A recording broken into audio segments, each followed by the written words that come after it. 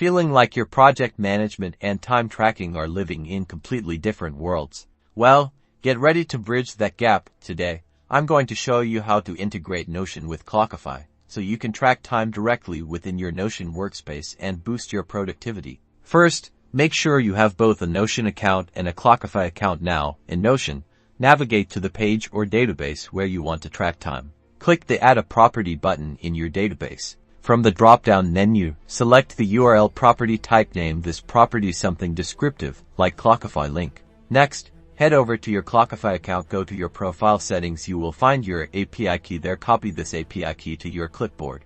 Now, back in Notion, paste the following URL into the Clockify link property field for each task or project: https://clockify.me/tracker. API_key equals your _API_key, and description equals task name. Remember to replace your _API_key with the API key you copied from Clockify and task name with the actual task or project name from your Notion database. You can also just paste the URL into one page and copy-paste that for ease, and then change the task name. This URL creates a direct link to start a timer in Clockify with the task name already pre-filled. Now, when you click on the generated URL, it will open Clockify and start the timer for that specific task. As you can see, the task name from Notion is automatically added to the Clockify timer.